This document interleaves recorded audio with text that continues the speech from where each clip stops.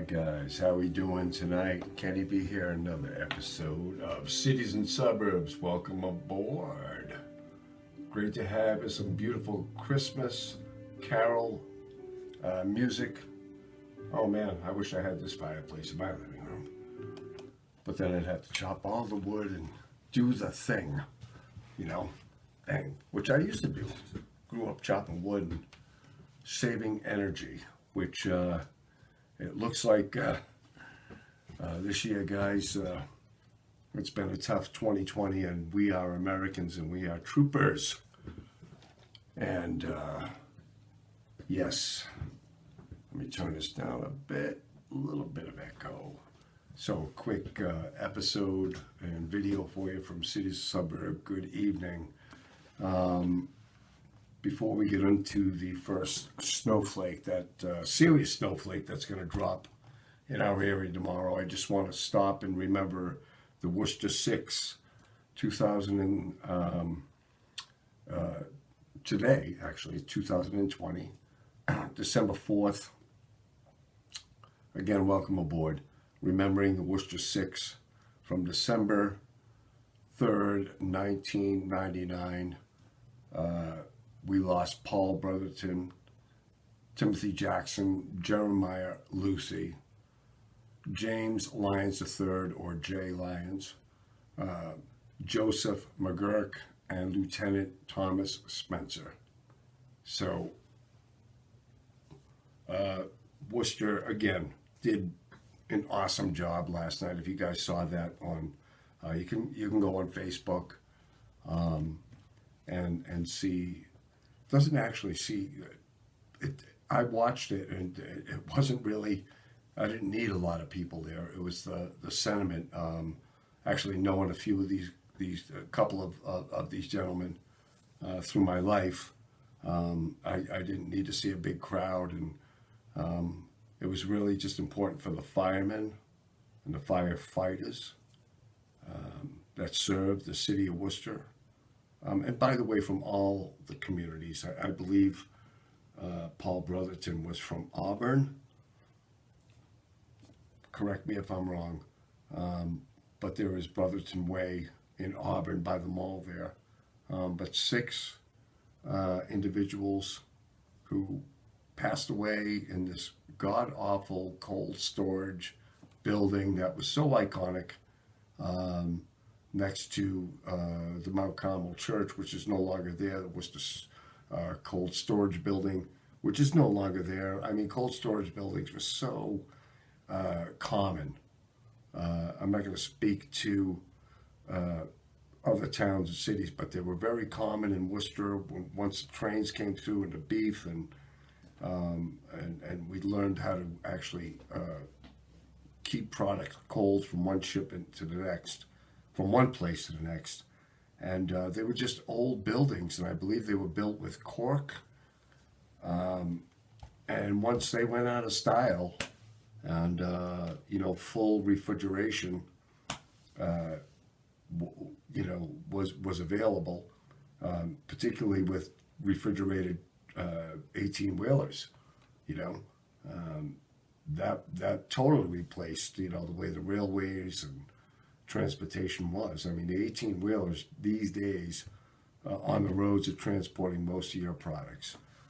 Refrigeration. If you've ever been in a refrigerated 18-wheeler, because as a kid, I unloaded trucks in supermarkets, whether it was produce, meat, the pallet jack, not the electronic ones, guys, the ones you had to pump. And you think about the way things were transported back in the late 1800s, early 1900s. You need a refrigeration to store the product, and these things became tinder boxes as the years went on, unoccupied. So I won't even get into how that happened, unfortunately.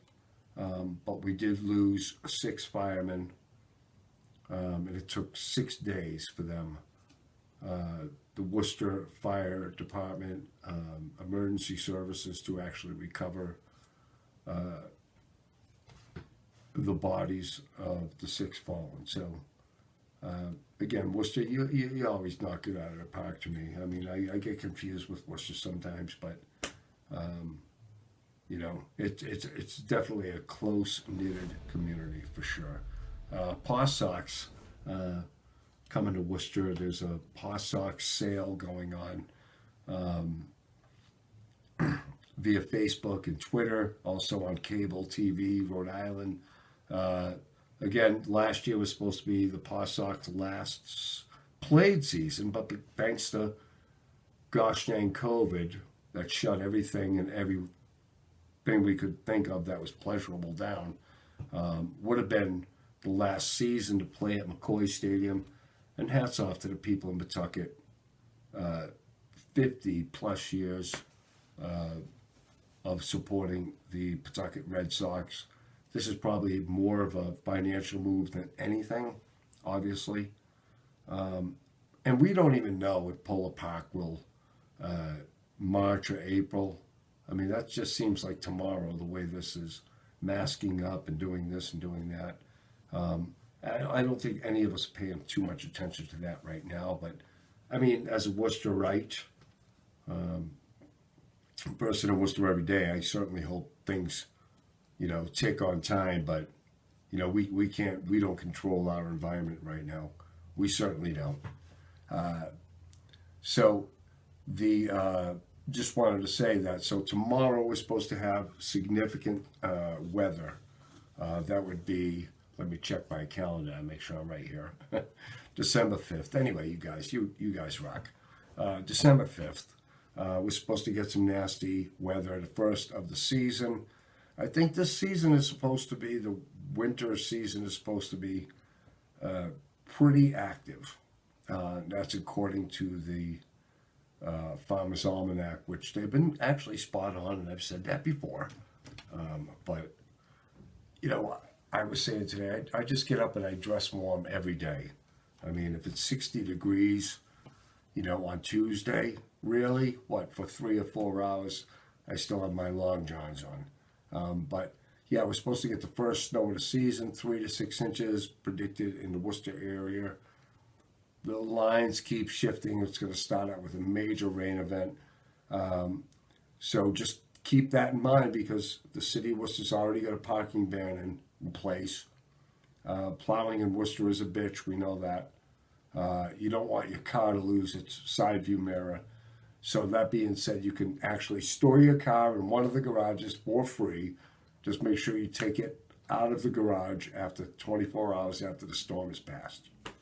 All right, it's not storage for the winter, but I think that's wicked cool for the city to do, and that's really the only thing you can do, because, you know, these 3-deckers that are the base, actually the baseline of the residential communities in Worcester, were built. You know, they're working for the working class, moving to the United States.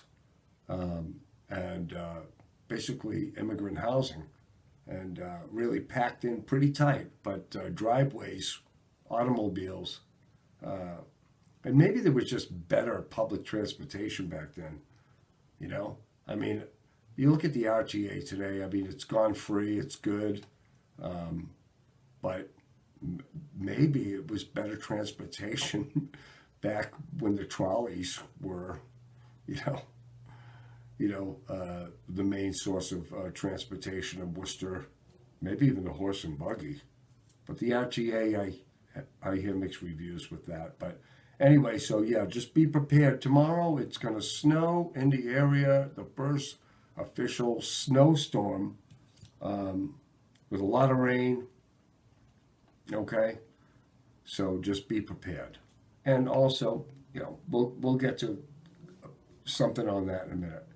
Greendale Mall, is Amazon coming or not? And, you know, I was listening to some folks on the radio today saying, well, if Amazon warehouse comes to Worcester, how does that contribute to the community? How does that fit in with the whole Worcester plan?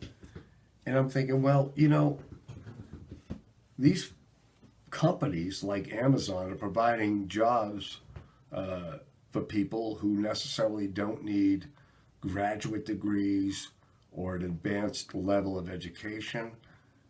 They're actually replacing a lot of the old manufacturing that was in Worcester. That if you want to work hard, you want to maybe perhaps make your way up like the old steel industries would do. That's what's replacing the old manufacturing economy. I see that. So if it brings 200 and 300 employment possibilities, positions to Worcester residents who really can fill those jobs and do them well, and perhaps want to rise with the company, so be it. Wyman Gordon, and where are you? Where are all the companies that are gone? We don't have a steel industry in this country anymore. We don't make glass. We don't. So so it's the other thing is, if Amazon comes in, because it's a kind of a retail based company, selling, wholesale, whatever you would be, whatever you would qualify it as. It's coming into an old mall. So look at Amazon's gobbling up all the old malls. No, the Greendale Mall was built in 1987. It was a dinosaur 2 years after. Had a terrible traffic pattern around it. Okay, again, just like the Worcester Center, I will say it, the Worcester Center Galleria, whatever it turned to after that, God help it. But it's not there any longer, is it? This mall was doomed from the beginning. Let's just say that. It was uninteresting, couldn't hold tenants. And malls, again, they're a dying breed. Now with COVID, let me ask you, how willing are you to go to a mall? How willing are you? Okay? Are you going to go to a mall, to shop? Are you doing most of your shopping online? Now, a lot of people can't do that, and I understand. And in-person shopping is not dead. I'm not saying it is. But between COVID, malls are an antiquated model, and I think COVID's just killing them off. So you can do your eBay. I'm an eBayer. I'm not an Amazon guy. I do the eBay, but I don't do a lot of shopping, so I just buy the things I need. So again, if you're going to go in-person shopping, are you willing to go outside your bubble? Okay, so right now, there's a little COVID update for you for Worcester, Massachusetts. Since the start so far, 10,127 confirmed cases are in Wootown. Okay, that's not a death rate, that's a confirmed case. Yes, more people are getting tested. Okay, but more people are getting tested and they're finding out that they have COVID, which renders us to say then we need to lock down because we don't know, not lock down from a bureaucratic governmental position, but a personal responsibility. Are you tempted to go see your friends outside the bubble? And I totally get it. But what's right here? What is right? 237,374 cases confirmed as of 5 o'clock tonight, and it's rising in the state of Massachusetts. Roughly nearly 11,000 deaths in the state of Massachusetts alone.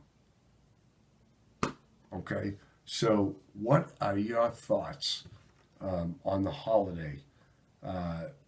We could still have a lot of fun. There's a lot of things to do. Decorate your house, do this, do that. Again, I personally, I hope you guys agree with me on some level, that it really hurts not to see your friends and your family, and you can make excuses for seeing your friends and your family, and some people I don't see for a couple of weeks, and I don't want to bring anything to anybody.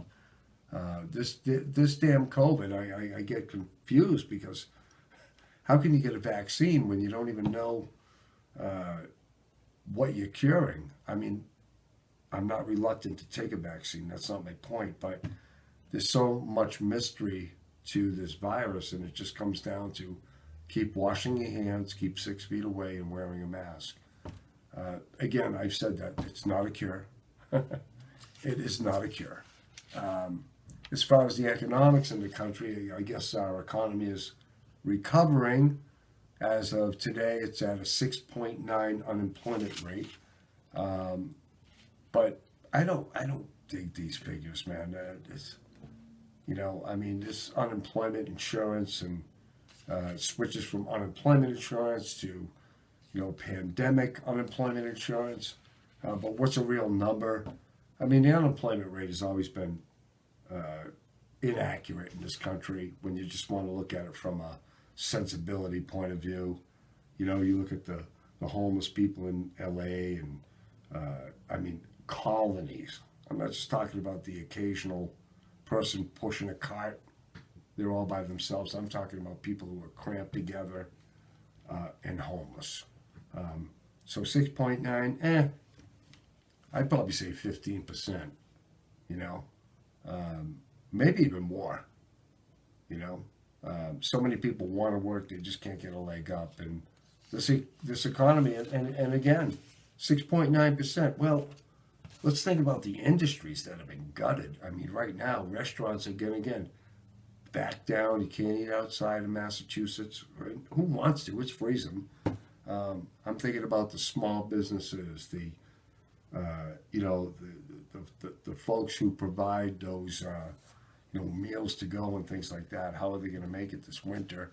So you got Congress bitching at each other. Big dispute about who's the president, who's not the president. Well, we have a president right now until the 20th. But we're going to leave it right there, guys. And so let's just think about keeping yourself safe. Do the right thing. Again, my libertarian values tell me, leanings tell me that I'm going to do the right thing. You do the right thing. It comes from here. It's innate, plenty of ways to make sure that we're around for next year. All right? And everything's going to be just fine. I think, anyway. But another video to come before that. All right. Take care.